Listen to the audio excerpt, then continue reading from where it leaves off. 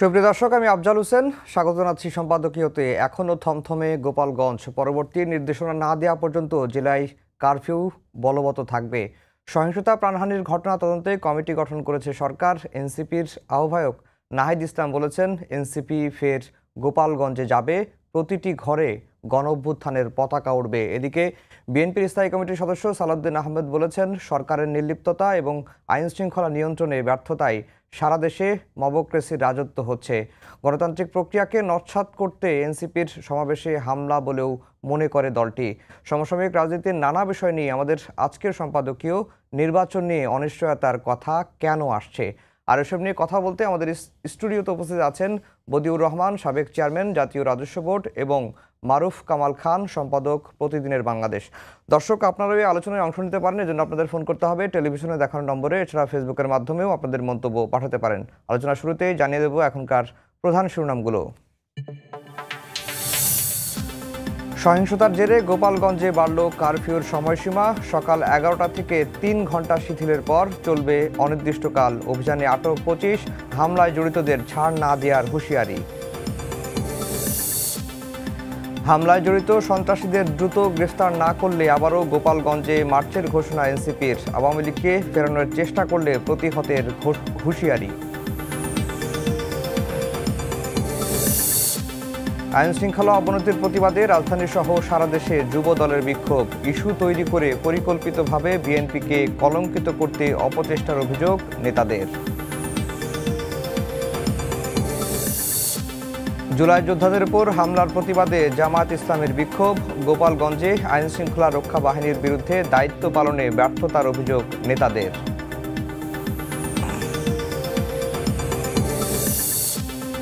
এবং 96টি দেশীয় পর্যবেক্ষক সংস্থার নিবন্ধন বাতিল করল ইসি। ভোটের পরিবেশ দেখতে 3 দিন মাঠে থাকতে পারবেন পর্যবেক্ষকরা।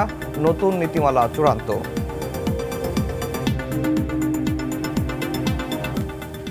দর্শক, শিরোনাম শুনছিলেন। আমরা আজকের আলোচনার বিষয় দিয়েছি নির্বাচন নিয়ে অনিশ্চয়তার কথা কেন আসছে। জনাব বদিউর রহমান, আপনাকে দিয়ে আলোচনাটি শুরু করতে চাই। গোপালগঞ্জের যে ঘটনাটি ঘটে গেল, এই ঘটনাটির একটু বিশ্লেষণ আপনার কাছে জানতে চাই, যে কেন ঘটলো, এর রাজনৈতিক তাৎপর্য কী, আর নির্বাচনের উপর প্রভাব পড়বে কিনা।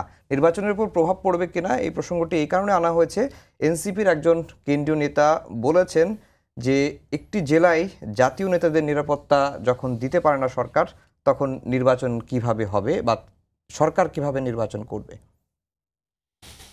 ধন্যবাদ। যেটা ঘটেছে গোপালগঞ্জে, এটা তো অনভিপ্রেত। স্বাভাবিকভাবে ল অ্যাবাইডিং কেউ এটা সমর্থন করবে না। কিন্তু আমাদের দেশের রাজনীতির সংস্কৃতিটা যদি দেখা হয়, তাহলে এটা উড়িয়ে দেওয়া যাবে না। যেহেতু জানাফা জাতীয় নাগরিক পার্টি সেখানে যাচ্ছে, আওয়ামী লীগ, ছাত্রলীগ, আওয়ামী লীগের কার্যক্রম নিষিদ্ধ, ছাত্রলীগ পুরোটা নিষিদ্ধ। তারা যে আসে সেটুকু জানান দেওয়ার একটা চেষ্টা করতেই পারে। এটা অস্বাভাবিক কিছু নয়, কারণ এত বছর ক্ষমতা ছিল, দল হিসেবে অনেকটা পুরনো দল, কোণঠাসা হয়ে আছে।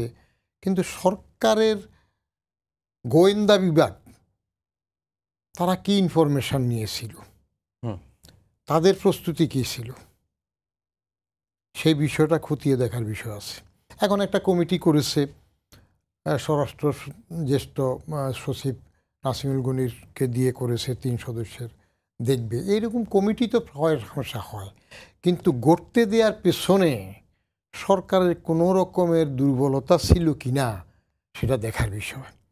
কারণ বাজার যেটা অভিযোগ করে বিএনপি, আমি বাংলাতে বাজার বলি, যে তাদের নির্বাচন পিছানোর জন্য এরকম সব এক সময় এক একটা ক্ষেত্র প্রস্তুত করা হইতেছে, তাদেরকে দোষারোপ করা হচ্ছে, মিটফোর্ডের সেটা নিয়েও কথা উঠেছে।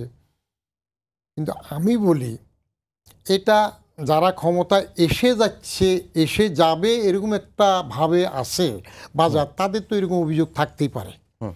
আর সরকারের তরফ থেকে এই জাতীয় ঘটনা, এটা তো নূতন নয়।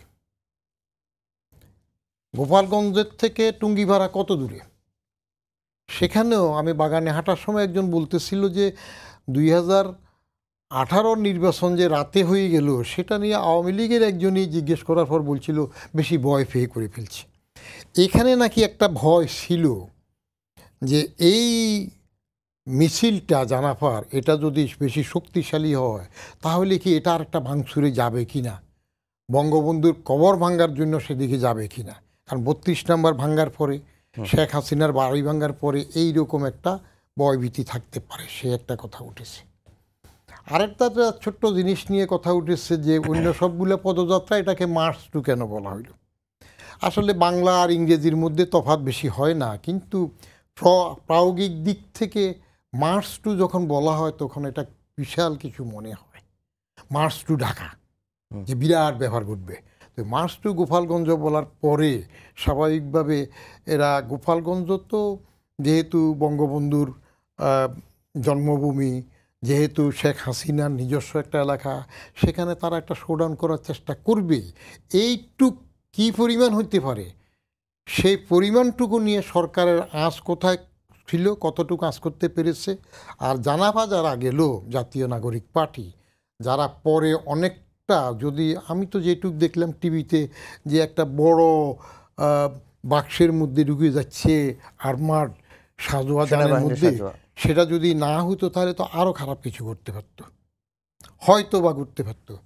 তো আইন শৃঙ্খলার প্রভাব, নির্বাচনের মধ্যে প্রভাব যেটা হবে, নির্বাচন নিয়ে তো ইউনূস সাহেবকে নিয়ে সবসময় কথা আছে, তিনি কি আসলে সঠিক টাইমে নির্বাচন দেবেন কি না, দিচ্ছেন কি না, এসব কথাবার্তা আছে। আর বাজার বিএনপি সবসময় আগে বলছে ডিসেম্বরের মধ্যে হতেই হবে, তারপরে ফেব্রুয়ারিতে লন্ডন বৈঠকের পরে ফেব্রুয়ারিতে তারা মেনে নিল, বলল যে ঠিক আছে। আমি লন্ডন বৈঠকটা বলি এটা সরকারের একটা কুটচাল। ইউনূস সাহেব যেহেতু বিএনপির তরফ থেকে তিনেক উপদেষ্টার পদত্যাগ চাওয়া হইল, এর মধ্যে একজন খলিলও ছিল, সরকার সেখানে কায়দা করে এই ডক্টর খলিলকে দিয়েই কিন্তু তারেক রহমান সাহেবকে আবার রিসিভ করিয়েছে। তাহলে এখন আর তার পদত্যাগের দাবিটা থাকলো না। এগুলোর অরাজনৈতিকগুলো একটা রাজনীতি। আর এখানে যত কথা হচ্ছে সংস্কারের, যা বৈঠক হচ্ছে সর্বদলীয়, সেখানে কোথাও না বলে এপ্রিল থেকে ফেব্রুয়ারিতে হতে পারে যদি এটা হয়, সেই কথাটা ইউনূস সাহেব লন্ডনে কেন বললেন? এটা অনেকটা অ্যাপিজিং টোন। যেহেতু বাজার বেশি রকমের গরম গরম হুমকি দিচ্ছে, তাকে ললিপপ, বাচ্চারাতে ললিপপ চকলেট ধরায় দেওয়ার মতো করে সেখানে দিল, এবং ওইটা নিয়ে তারা বেশ উৎফুল্ল ছিল অনেক দিন। এরপরে যখন আবার এইসব ঘটতেছে, তাদের বিরুদ্ধে পত্রিকায় আবার ক্ষমা চাইলেও একটা কিছু লিখতেছে, মিটফোর্ডের এটা এগুলো করতেছে, তখন আবার তারা ভিন্ন সুরে কথা বলতেছে। জি, প্রভাব পড়বে। জি, জনাব মারুফ কামাল খান, যেই প্রসঙ্গটি বদিউর রহমান নিয়ে আসলেন যে এই যে মার্চ টু গোপালগঞ্জ হলো, এটির একটি প্রভাব পড়েছে আইন শৃঙ্খলা বাহিনীর ব্যর্থতা, সেটি তো সবাই বলছেন, বিএনপি, এনসিপি সবাই আইন শৃঙ্খলা বাহিনীর ব্যর্থতার কথা বলছেন। আবার রাজনৈতিক বিশ্লেষকরা এনসিপির রাজনৈতিক অপরিপক্কতার কথাও আনছেন অনেক ক্ষেত্রে। আপনার কাছে কি মনে হয়? ধন্যবাদ আপনাকে, যারা আমার কথা শুনবেন বা দেখবেন তাদেরকেও ধন্যবাদ, আমার সহ আলোচক ওনাকে ধন্যবাদ। আমি তো তার বাচনভঙ্গি, তার কথা বলার ধরন, তার বক্তব্য এবং তার সেন্স অফ হিউমারকে আমি খুব অ্যাডমায়ার করি আর কি, পছন্দ করি।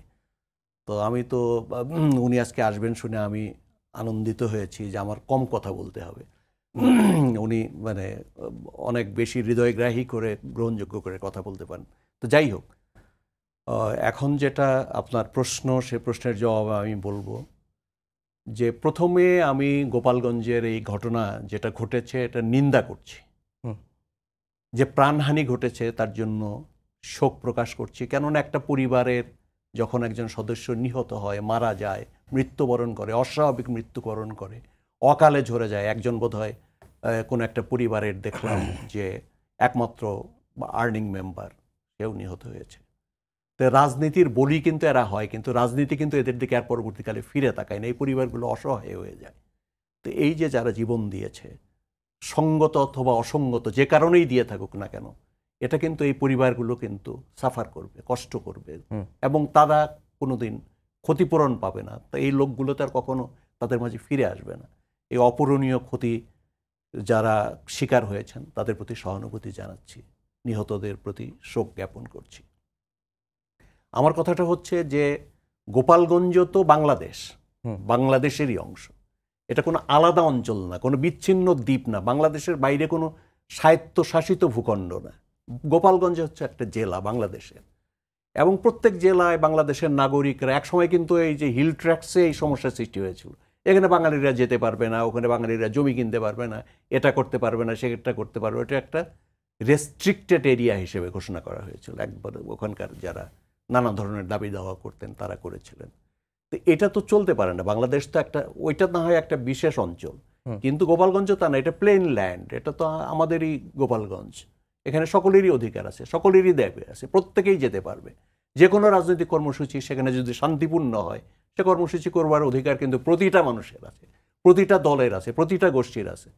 তো সেখানে মানে একটা শান্তিপূর্ণ কর্মসূচি করতে তারা গেছে, ওইখানে তাদের কয়জন লোক হতো? খুব বেশি লোক কি ওখানে হতো? একটা সমাবেশ করে চলে আসতো, এটাই। আর গোপালগঞ্জের মতো জায়গায় এখান থেকে গিয়ে সেই টুঙ্গিপাড়ায় গিয়ে কবর ভাঙবে, ওখানে তো টুঙ্গিপাড়ায় কবর ভাঙবে, এরকম ইয়ে থাকলে টুঙ্গিপাড়াতেই তো পাহারার ব্যবস্থা করা, প্রহরার ব্যবস্থা করা যেত, নিরাপত্তার ব্যবস্থা করা যেত। এবং আওয়ামী লীগ যদি জানান দিতে চায় তাদের শক্তি, যে আওয়ামী লীগের কার্যক্রম নিষিদ্ধ হোক, তারপরে গোপালগঞ্জ তাদের সমর্থক বেশি, তারাই সেখানে তাদের অবস্থানকে জানান দিতে চায়, এবং এইখানে অন্যরা গিয়ে যেন বুঝতে পারে যে গোপালগঞ্জে এখন আওয়ামী লীগ জীবিত আছে, সক্রিয় আছে, তাদের জনসমর্থনের ভিত্তি অনেক গভীরে প্রথিত, এটা যদি প্রমাণ করতে চাইতো তো অদূরেই তো তারা করতে পারে। ওইখানে গোটা গোপালগঞ্জ শহর দখল করে নিয়ে তারা শোভাযাত্রা করতে পারতো, মিছিল করতে পারতো, আনন্দ মিছিল করতে পারতো, প্রতিবাদ মিছিল করতে পারতো। কিন্তু একটা নির্দিষ্ট ভেন্যু, যেখানে একটি রাজনৈতিক দল, নতুন একটা রাজনৈতিক দল, তারা সভা করতে যাবে, সেখানে গিয়ে ভাঙচুর করতে, এরা তো পৌঁছার আগেই ভাঙচুর করেছে, মঞ্চ টঞ্চ ভেঙে দিয়েছে। তো ওইখানে তো তাহলে তার মানে হচ্ছে তারা সহিংসতাই করতে চেয়েছে, হামলা করতে চেয়েছে, ভয় দেখাতে চেয়েছে, সন্ত্রাস করতে চেয়েছে। এর পিছনে উস্কানি আছে, বিনা উস্কানিতে তো এটা হয়নি। এটা স্বতঃস্ফূর্তভাবে মানুষ গিয়ে, আমাদের দেশের মানুষ খুব শান্তিপ্রিয়, এমনি গিয়ে ওখানে হামলা করবে তা না, এটার পিছনে সংগঠিত করা হয়েছে। একদিন আগে এখানে মানে বিভিন্ন 5টা উপজেলা থেকে, আজকে যেটা আমি সংবাদে দেখলাম, 5টা উপজেলা থেকে লোক এখানে জড়ো করা হয়েছে, শহরে এনে রাখা হয়েছে, এবং তাদেরকে দিয়ে হামলা পরিকল্পিতভাবেই করানো হয়েছে। এটা তো আসলে সমর্থনের ডেমনস্ট্রেশন না, তাদের যে জনসমর্থন, জনভিত্তি ওই অঞ্চলে, সেটার ডেমনস্ট্রেশন করাবার কিন্তু অনেক রাস্তা ছিল। এটা হচ্ছে সন্ত্রাসের ডেমনস্ট্রেশন, ভয় দেখাবার। তো এটা তো আওয়ামী লীগ আজকে অনেক বছর তারা রাষ্ট্র ক্ষমতায় ছিল, যেভাবেই থাকুক, বৈধ অবৈধ অনেকভাবে ছিল, এবং তাদের বিরুদ্ধে অভিযোগটা কি উঠেছে? তারা সন্ত্রাস করেছে, তারা অত্যাচার করেছে, তারা নির্যাতন করেছে, তারা হত্যাকাণ্ড করেছে, তারা নানান ধরনের ওই যে কি আয়নাঘর টায়নাঘর এসব করেছিল, মানুষকে গুম করেছে, খুন করেছে, আইনের বাইরে গিয়ে মানুষকে হত্যা করেছে। এই যে সন্ত্রাসী যে কার্যক্রম, এই কার্যক্রমের কারণেই তো দেশের মানুষ তাদের বিরুদ্ধে চলে গেছে, তারা শাসন করতে পারে নাই, আর তাদের শাসন অব্যাহত থাকে নাই। কিন্তু তাদের অনুশোচনা কোথায়, তাদের পরিবর্তন কোথায়? এখনো কিন্তু তারা রাজনীতিতে শক্তি প্রয়োগ করতে চাচ্ছে, সন্ত্রাস করতে চাচ্ছে। তাহলে এইভাবে তো এই দেশের মানুষের সমর্থন পাওয়া যাবে না। তারপরে যেটা আপনি বললেন যে নির্বাচনে কোনো প্রভাব পড়বে কিনা, নিশ্চয়ই প্রভাব পড়বে। নির্বাচন তো আমাদের দেশে অনেক দিন হয় না, অনেক দিন হচ্ছে না, নানা কারণে হচ্ছে না। এবং কেন হচ্ছে না? আগে রাষ্ট্রীয় ক্ষমতা প্রয়োগ করা হতো নির্বাচন যাতে হতে না পারে, নির্বাচনকে একটা প্রহসনে পরিণত করবার জন্য, কারণ রাষ্ট্রীয় ক্ষমতা প্রয়োগ করা হতো। কেননা যারা ক্ষমতাসীন ছিলেন তারা ক্ষমতায় থেকে নির্বাচন করতেন, সুতরাং রাষ্ট্রীয় সমস্ত অ্যাপারেটাস মেশিনারিজকে ইউজ করতেন তারা। আজকে একটা নির্দলীয় সরকার বা ওই কি বলে ওটাকে, ওই ইন্টারিম গভর্নমেন্ট আছে, তারা হয়তো নিজেরা যেহেতু প্রার্থী হবেন না, তাদের আমরা তাত্ত্বিকভাবে ধরে নিই তাদের কোনো দল নাই, সুতরাং তারা হয়তো নিজেরা ভোট কেন্দ্র দখল করবেন না, নানা কিছু করবেন না। কিন্তু এই যে প্রতিদ্বন্দ্বী পক্ষগুলো যে আছে, তারা যে নির্বাচনকে সুষ্ঠু অবাধ নিরপেক্ষ হতে দেবে কি দেবে না, সেটা নিয়ে প্রশ্ন তো আছে। তারা ভোট কেন্দ্র দখল করতে পারে তো, যেখানে যে পার্টি প্রবল, যেখানে যে দলের মানে পেশি শক্তি বেশি, তার সেখানে করতে পারে। সুতরাং নির্বাচনকে সুষ্ঠুভাবে অনুষ্ঠিত করতে হলে কিন্তু ল অ্যান্ড অর্ডার স্বাভাবিক থাকতে হবে। আজকে যে রাষ্ট্র ব্যবস্থা বাংলাদেশে যে অবস্থায়, আজকে ইন্টারিম গভর্নমেন্ট যে অবস্থায় রাষ্ট্র, এই অবস্থা কিন্তু স্বাধীনতার পরেও বাংলাদেশের কখনো ছিল না। স্বাধীনতার পরেও আমরা দেখেছি বাংলাদেশের ইনস্টিটিউশন হিসেবে পুলিশ ওয়াজ ইনট্যাক্ট, সবগুলো থানা ছিল, সবগুলো থানা সক্রিয় ছিল, কার্যকর ছিল, পুলিশ কার্যকর ছিল, পাকিস্তান থেকে বাংলাদেশ হয়েছে, কিন্তু এই স্বাধীনতার যুদ্ধের মধ্য দিয়ে আমরা দেশ অর্জন করেছি। কিন্তু তারপরেও কিন্তু প্রতিষ্ঠানগুলো মোটামুটি আইন শৃঙ্খলা রক্ষার প্রতিষ্ঠানগুলো ইনট্যাক্ট ছিল, তারা কার্যকর ছিল, সক্রিয় ছিল। কিন্তু এবার আমরা কি দেখলাম, এবার এই যে আওয়ামী লীগ যে রাষ্ট্র ক্ষমতা হারালো, তারা পালায়ে গেল, তারপরে কি হলো, পুলিশ পর্যন্ত নাই, পুলিশ সক্রিয় নাই, থানাগুলো সব খালি হয়ে গেছে, থানাগুলোতে মানুষ ক্রোধের শিকার হচ্ছে, থানাগুলোতে গিয়ে হামলা হচ্ছে, পুলিশের উপর হামলা হচ্ছে, এবং পুলিশ সম্পূর্ণভাবে নিষ্ক্রিয় হয়ে গেছে। সেই নিষ্ক্রিয় পুলিশকে কিন্তু এখনো পুরোপুরি সক্রিয় করা যায়নি। সুতরাং আমরা যদি চিন্তা করি যে খুব সুষ্ঠু স্বাভাবিক অবস্থায় এই সরকার ক্ষমতা গ্রহণ করেছে এবং রাষ্ট্র ওইভাবে আগের মতো চলবে, আগের সঙ্গে তুলনা, একটা কেয়ারটেকার সরকারের সঙ্গে তুলনা করলে কিন্তু হবে না। কেয়ারটেকার সরকার ক্ষমতায় আছে খুব সুষ্ঠু স্বাভাবিক অবস্থায়, এখানে প্রশাসন ছত্রখান হয়ে গেছে। বিচার বিভাগ কি হয়েছিল আমরা সকলেই জানি, এখানে তো ওই নানা ধরনের বল প্রয়োগ করে বিচার বিভাগের কিছু মানে দলবাজ বিচারককে এখানে অপসারণ করতে হয়েছে। সুতরাং সমস্ত সিস্টেম কিন্তু এখানে যে প্রতিষ্ঠানগুলো সুষ্ঠু নির্বাচন করার জন্য কার্যকর জড়িত, যাতে লাগবেই, এখানে তো আমাদের দেশে তো নির্বাচন কমিশনের এমন কোনো অ্যাপারেটাস মেশিনারিজ তাদের হাতে নাই যারা সুষ্ঠুভাবে, তারা তো প্রশাসনিক কর্মকর্তাদেরকে, তারপরে হচ্ছে পুলিশকে, তাদেরকে হায়ার করতে হয়, তারাই তো নির্বাচন সুষ্ঠু। এখানে আইন শৃঙ্খলা পরিস্থিতি যদি নিয়ন্ত্রণের বাইরে চলে যায়, যদি আমরা কেউ নিয়ন্ত্রণ করি, সেই অবস্থায় তো সুষ্ঠু নির্বাচন করা কি সম্ভব হবে? মোটেও সম্ভব হবে না। এই জন্যই আজকে সন্দেহ, সংশয়, যে অবিশ্বাস সৃষ্টি হয়েছে যে সুষ্ঠু নির্বাচন আমরা করতে পারবো কিনা। জনাব বদিউর রহমান, তাহলে এই 1 বছরে সরকার কি করলো?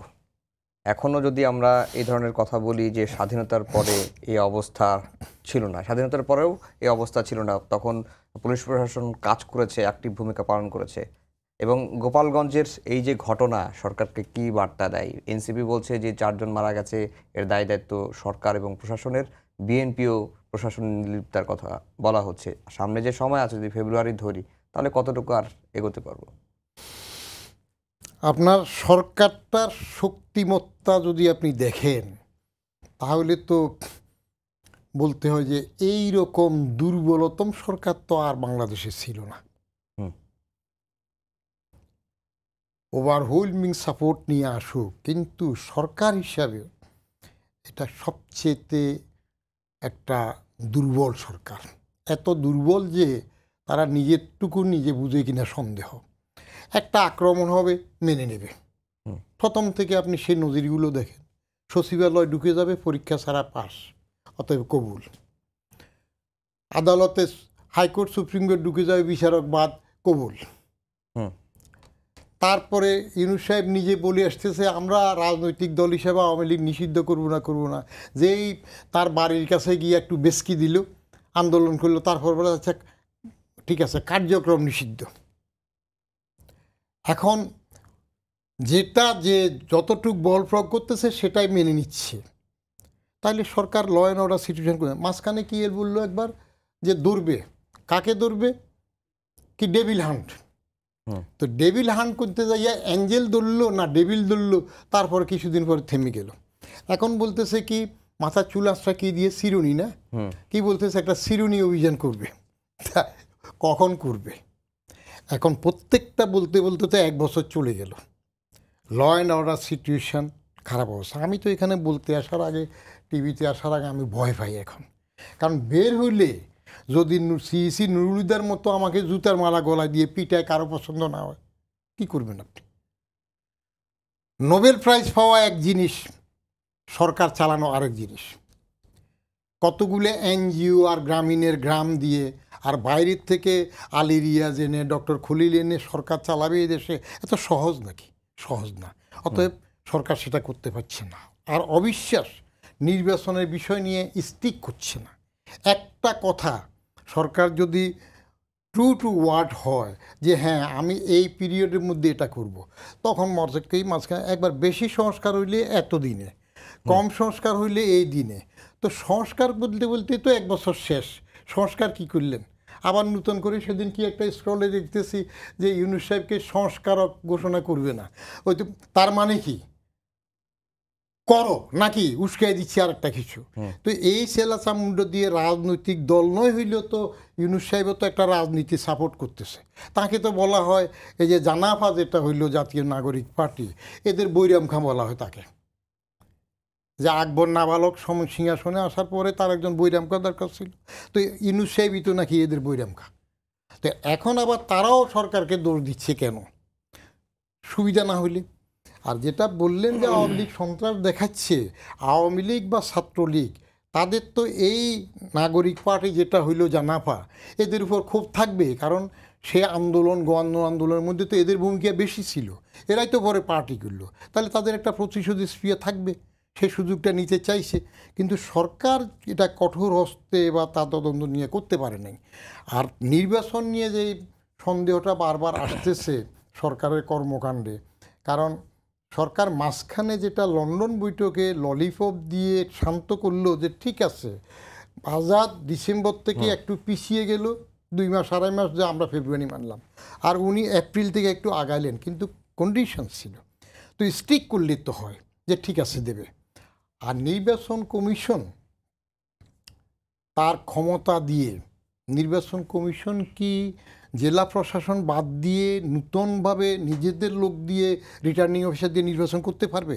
করুক না, সেটা যদি পারে, তাদের তো 64 জেলায় তাদের কর্মকর্তা আছে, তাহলে আর প্রশাসন সবসময় দলীয়করণ এই প্রশ্ন উঠে না। এখন প্রশাসন নিয়ে যে অবিশ্বাস কথা উঠে, দল তো দুটা, আলিবাজাদ, আওয়ামী লীগ এবং বিএনপি। তো এখন আলী যেহেতু নাস্তানাবুদ হয়ে আছে, বাজাদের তো একচেটিয়া রাজত্ব, এখন সরকারে কারা আছে, বড় বড় সচিব দেখেন কাদের সাপোর্টার। এই দুই দলের যে বিভাজন দলীয়করণ হয়েছে, এক আমলে এক আমার লোক মনা, আলী মনা বাজাদ মনা করে করে যেটা চলছে জামাত মনা, তো সেগুলা করতে গিয়ে যে বিভাজন হইল, ওরা যখন চলে গেল এখনও কেবল দোসর বলে, তাহলে এখন ক্ষমতায় কারা, এখন বড় বড় পদগুলোতে কারা আছে, এরা কোথার থেকে আসছে? এদের ডিএনএ টেস্ট করেন, দেখবেন যে এগুলো সবগুলো তো বাজার সমর্থক, বেশিরভাগই বাজার, গুটি কয়েক হইলেও হয়তো জামাত গেসা থাকতে পারে। কারণ আমি তো সিভিল সার্ভিসের থেকে সেইগুলার নাড়ি বুড়ি দেখেছি, আমি 3টা বইতে এগুলো লিখছিও। তো এই অবস্থার মধ্যে সরকারের সদিচ্ছা সুষ্ঠু নির্বাচন, বাংলাদেশের সেরা নির্বাচন করবেন বলছেন, কিন্তু এখন পর্যন্ত লক্ষণে আমি কিছু দেখছি না। জি, মারুফ কামাল খান, যেটি বদিউর রহমান বলছিলেন যে লন্ডন বৈঠক নিয়ে আবারও এই প্রসঙ্গটা তুললেন তিনি, যে লন্ডন বৈঠক ছিল অন্তর্বর্তীকালীন সরকারের কুটচাল, কারণ তখন বিএনপি 3 জন উপদেষ্টার পদত্যাগ চাচ্ছিল, এবং যেহেতু লন্ডনের বৈঠক হয়েছে, বৈঠকে তিনি ভিন্ন একটা না, কথা এটা তো বলেছেন। উনি যেটা বললেন এটা কোনো তথ্য না, এটা হচ্ছে ওনার বিশ্লেষণ, ধারণা, অনুমান, আন্দাজ, তাই তো উনি মনে করেন এটা। এটা তো কেউ আমরা জানি না, আমরা তো ভিতরে কেউ ছিলাম না। এটা জানার বাকি আছে না, এখানে কত মিটিং হয় সেখানে বললো না, ওখানে যাই বললো না না না না, এটা ব্লাফ দিতে গেছে কিনা বা এটার কিনা, এই ব্যাপারটা তো আমার কাছে, আমি তো নিশ্চিত না, কেউ কেউ নিশ্চিত হতে পারে, কেউ কেউ এটা এক একজনের বিশ্লেষণ, এক একজনের, তাই না, এটা এক এক রকম হবে। তো সুতরাং ওইটা আমি মানে বলতে পারবো না যে ব্লাফ দিতে গেছিল কিনা, বা ওই যে সাময়িক বিপদ থেকে উদ্ধার করা, বা উনি যেটা বললেন ললিপপ ধরায় দিয়ে আসছে, তো এটা হতেও পারে আবার নাও হতে পারে, তাই না, এটা আমি নিশ্চিত করে বলতে পারবো না। তো যেটা আমি নিশ্চিত না সেটার উপরে তো মানে করা, মানে কি বলে, একটা অনুসিদ্ধান্তে পৌঁছানো তো কঠিন। সাংবাদিক মানুষ তো খুব ট্যাক্টফুলি কথা বলে। তাহলে গণ অভ্যুত্থানের শক্তিগুলো এখন লড়াইয়ে, রাজনৈতিক দলগুলো নানা ইস্যুতেই মতবিরোধটা এখন আর সেই শুধুমাত্র মতবিরোধী বলা যাবে না, একবারে বৈরিতাপূর্ণ একটা প্রভাব চলছে। আপনি কিছুদিন আগে একটি স্ট্যাটাস দিয়েছেন যে দ্বন্দ্ব সংঘাত অনিবার্য বিপদ ডেকে আনবে, সমঝোতায় আর একটা সমাধান পথ কথা বলেছিলেন, যে সমঝোতার কোনো লক্ষণ দেখা যাচ্ছে না। একটা তো স্বাভাবিক জিনিস আছে, সেটা হচ্ছে যে এখানে যে আন্দোলনটা হলো জুলাইতে ওই 24 সালের, সে আন্দোলনটা ছাত্ররা সূচনা করেছিল। ছাত্ররা তাদের কতকগুলো নিজস্ব দাবি দেওয়ার থেকে আন্দোলন শুরু করে, সেটা সরকারের কিছু ভুল বলেন, হটকারিতা বলেন, এই আন্দোলন কিন্তু আস্তে আস্তে সরকার উৎখাতের, সরকার পতনের এক দফার আন্দোলনে চলে গেছিল। এবং তখন এটা তো সফল হতো না যদি সমস্ত রাজনৈতিক দল, সমস্ত শ্রেণী পেশার মানুষ যদি রাজপথে নেমে না আসতো। মায়েরা, বোনেরা, মেয়েরা সবাই নেমে আসছে, শ্রমিকরা, গার্মেন্টস শ্রমিকরা, মাদ্রাসা ছাত্ররাই তো দলে দলে নেমে আসছে। তো সুতরাং তখন এক দফা হয়ে গেছিল, একটা টার্গেট কিন্তু অভিন্ন হয়ে গেছিল। সমস্ত রাজনৈতিক দল যারা নেমেছিল, মানে আওয়ামী লীগ বিরোধী রাজনৈতিক দল যারা ছিল, শিবির, সবাই নেমেছিল। তাদের লক্ষ্য কিন্তু একটাই ছিল ওই মুহূর্তে, সেটা হচ্ছে যে এই সরকারকে ক্ষমতা থেকে সরাতে হবে। এই অভিন্ন লক্ষ্য নিয়ে কিন্তু সবাই কাঁধে কাঁধ মিলিয়ে, কমরেডশিপ তখন ছিল, তখন সবাই এক হয়ে গেছে। কিন্তু এরপরে কি, হোয়াট ইজ দ্য নেক্সট, সেটার ব্যাপারে কিন্তু কোনো ঐক্যমত ছিল না। পৃথিবীর অনেক দেশে এরকম হয়েছে, বিপ্লব হয়েছে, বিপ্লব ব্যর্থ হয়েছে। তিউনিশিয়ার ইতিহাস যদি আমরা দেখি, সবাই মিলে করেছে, কিন্তু পরবর্তীকালে তাদের লক্ষ্য, তাদের পথ, আমরা মিশরেও দেখেছি, নানা দেশে এগুলোর উদাহরণ আছে। তো এখানে কিন্তু সবাই যখন মানে ইমিডিয়েট যেটা লক্ষ্য ছিল, সকলের যে সম্মিলিত লক্ষ্য যেটা ছিল, সেটা অর্জিত হয়ে যাওয়ার পরে প্রত্যেকেই তো তার নিজস্ব আদর্শে, নিজস্ব বলয়ে, নিজস্ব কর্মসূচিতে, নিজস্ব স্বার্থে, নিজস্ব বিশ্লেষণে ফিরে গেছে, তাই না?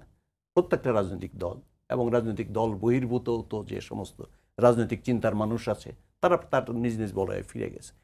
তো ফলে এই ঘটনার পরে, সরকার উৎখাতের পরে কি করা হবে, তো লক্ষ্য কি, সেটা কিন্তু সুস্পষ্ট ছিল না বা সুনির্দিষ্ট ছিল না, এবং এই ব্যাপারে কোনো মতৈক্য ছিল না। হ্যাঁ, একটা কথা ছিল সকলের মধ্যে, এই রাষ্ট্র চলতে পারে না, নতুন ব্যবস্থা আনতে হবে, রাষ্ট্রের সংস্কার করতে হবে, রাষ্ট্র মেরামত করতে হবে। ওই সাধারণ ছাত্ররা, স্কুলের ছাত্ররাও কিন্তু এই দাবিতে তারা আন্দোলন করেছে যে এই রাষ্ট্র চলবে না, এটাকে আমাদের মেরামত করতে হবে। অর্থাৎ যে রাষ্ট্র ব্যবস্থা, যে প্রচলিত যে সিস্টেম, এই সিস্টেমকে মানুষ সন্তুষ্ট না, এটা ঠিক, কিন্তু কি মেরামত করবেন, কি সংস্কার করবেন, সে ব্যাপারে তো ঐক্যমত ছিল না। এখন যখন এই ব্যাপারটা যখন এটা শুরু হয়েছে, তখন কিন্তু ভিন্ন মত আসছে বিভিন্ন। এবং এই সরকার, বর্তমান সরকার কি করছে, এই সরকার তো প্রতিষ্ঠিত হয়েছে রাজনৈতিক দলগুলোর, আন্দোলনকারী রাজনৈতিক দলগুলোর সম্মতির ভিত্তিতে, এবং জনগণের সমর্থনও তারা পেয়েছে। এটা হচ্ছে তার এই সরকার অধিষ্ঠানের ভিত্তি, রাজনৈতিক দলগুলোর সম্মিলিত সমর্থন, তার ভিত্তিতে তারা আসছে। সুতরাং তারা যে সংস্কারটা করতে চাচ্ছে, সে সংস্কারটা কিন্তু তার ভিত্তি হচ্ছে রাজনৈতিক দলগুলোর ঐক্যমত।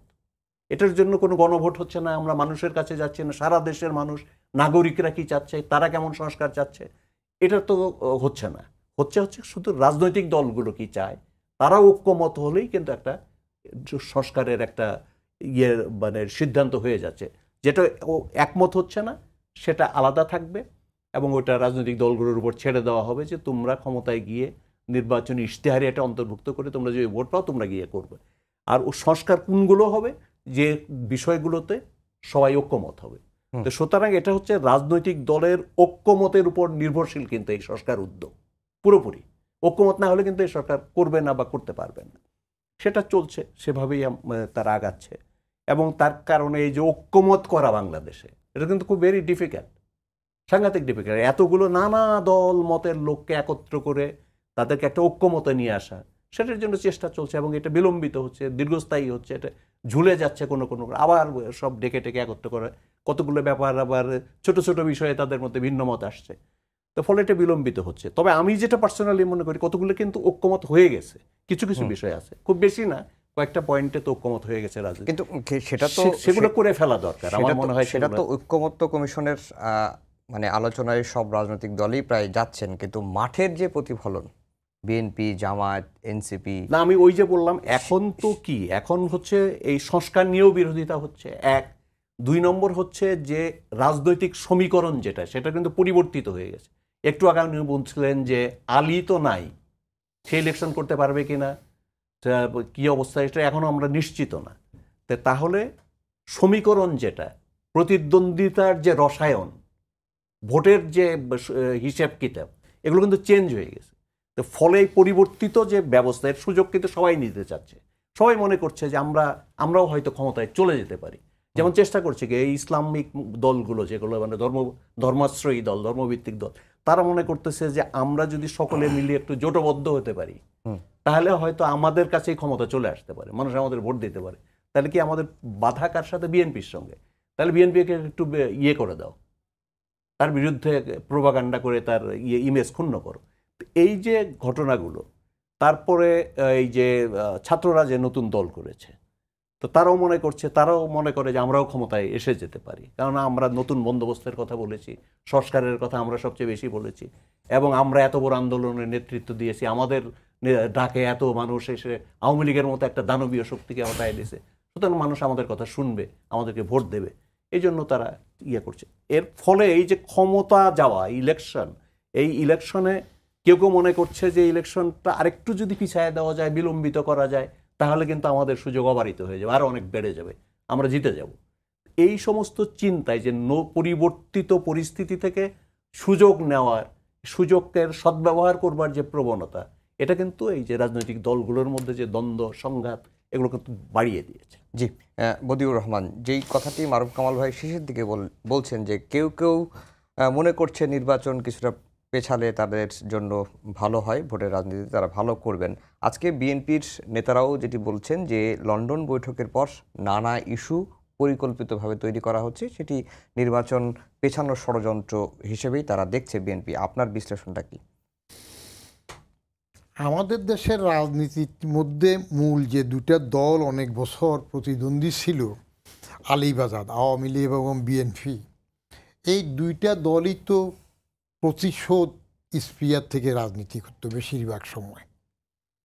আমরা দুই দলের নেতৃত্বের মধ্যে প্রতিশোধ স্পিয়ার সবসময় দেখেছি। বাজাদের জন্মের আগে, স্বাধীনতার পরপর যখন বঙ্গবন্ধু একক কর্তৃত্বে ছিলেন, তখন তিনি মারাত্মক একটা পরিণতিতে চলে গেলেন এক দল করতে গিয়ে। স্বাধীনতার সাথে সাথে যদি উনি সর্বদলীয় বা এরকম একদলীয় করতেন তাহলে ওটা গ্রহণযোগ্য ছিল। কিন্তু যখন আওয়ামী লীগের গুন্ডামি, পান্ডামি এবং লুটপাটের মধ্যে মানুষ অতিষ্ঠ হচ্ছিল খোদ বঙ্গবন্ধুর আমলে, এবং দুর্নীতি রন্ধ্রে রন্ধ্রে চড়ে গেল, সেই সময় ফেস সেভিং উনি বাকশাল করতে গিয়ে নিজেও মরলেন, দেশও মেরে গেলেন। তারপরে আসলো খুনের রাজনীতি, এবং খুনের রাজনীতি কী হলো? বেনিফিশিয়ারি জিয়াউর রহমান সাহেব খুনের পরে প্রেসিডেন্ট হয়ে গেলেন, চিফ মার্শাল ল অ্যাডমিনিস্ট্রেটর আমাদের প্রধান বিচারপতি পর্যন্ত হইলেন। তাহলে রাজনীতি কোথায় চলে গেল? যিনি কনস্টিটিউশনের কাস্টোডিয়ান থাকেন সেই প্রধান বিচারপতি হয়ে যান সিএমএলএ। তো ওই রাজনীতির ধারাবাহিকতা, আবার সে খুন, ন্যাচারাল জাস্টিস হোক যেটাই হোক, আবার প্রেসিডেন্ট খুন, আবার সত্তারকে আউট করা। তো এই রাজনীতিক সংস্কৃতিতে যেটা ঘটে সেটা হলো, যার যখন যেটুক পছন্দ সেটুক যদি সরকার মেনে যায় তাহলে সরকার ভালো, যদি না মানে তাহলে অসুবিধা। এই যে এখন বাজার বলতেছে যে তাদের নির্বাচন পিছানোর জন্য, স্বাভাবিকভাবেই ভোটের মধ্যে অগ্রগণ্য হিসাবে পপুলার ভোটের মধ্যে বাজার এগিয়ে আছে। আর নির্বাচন পিছাইলে একটু সুবিধা করবে কারা?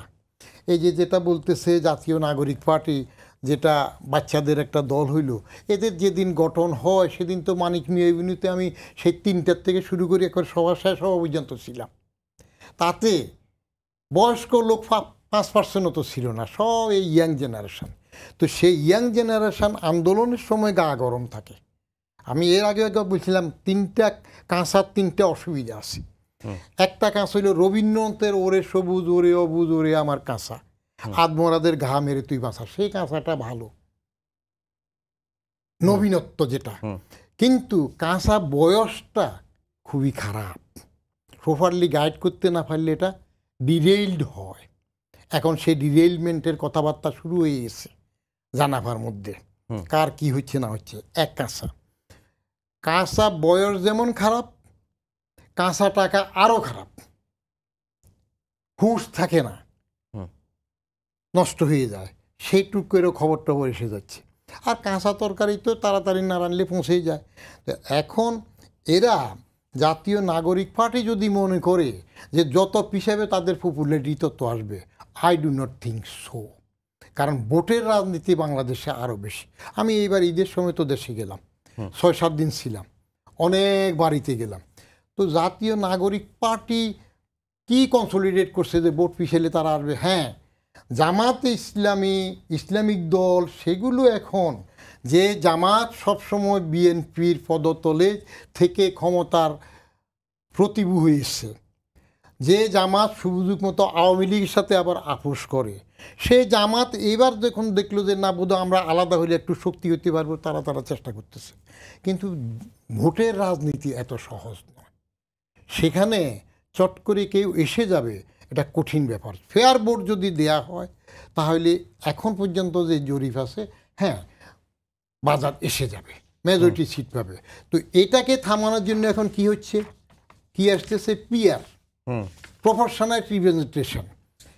কোনো দরকার আছে এখন নতুন করিয়ে এইটুকু আরেকটা প্যাঁচ উঠেছে, এই সংস্কার ওই সংস্কার উঠেছে। ম্যান্ডেট মোতাবেক সরকার, ইউনূস সাহেব তো নিজে খোলা সিটি দিয়েছিলেন একবার রাজনীতি করতে এসে, ফেরত গেছেন, আসেন নাই। ইউনূস সাহেব আসতেছেন, এটা কিন্তু আমি বারবার বলতেছি। আমি 5ই সেপ্টেম্বর 2023 আমার কলামে যুগান্তরে লিখছি 11 মাস আগে, যে এইবার বাইরে শোনা যাচ্ছে ওনার উপর 4:30 পৌনে 5টা যে লেখাগুলো আছে আমার, তার মধ্যে যে এইবার বাইরে শোনা যাচ্ছে অস্বাভাবিক কোনো সরকার হইলে তিনি আর সুযোগ হাতছাড়া করবেন না। And that did happen. তো তিনি তো এখন ফেয়ার ইলেকশন দেবেন বলতেছেন, স্টিক করছেন না কেন?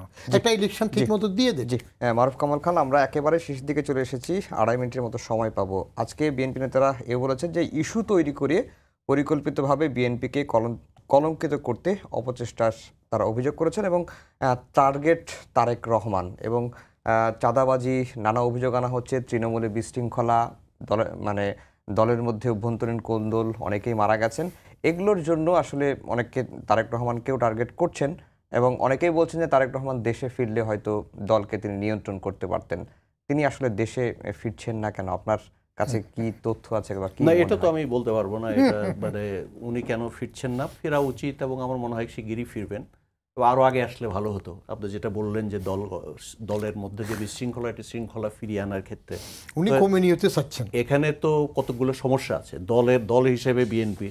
যেমন দলের যিনি চেয়ারপারসন, উনি অসুস্থতাজনিত কারণে তার নিষ্ক্রিয়তা আছে এখন। তিনি ডে টু ডে ইভেন্টে এবং দল নেতৃত্ব দিতে পারছেন না। এখন তারেক রহমান সাহেব উনি বাইরে আছেন। উনি থাকলে হয়তো সরজমিনে থাকলে হয়তো আরও ভালো সিদ্ধান্ত নিতে পারতেন। তো সে তো আছে। আর যেগুলো বলা হচ্ছে যে চক্রান্ত, রাজনীতিতে তো চক্রান্ত থাকে।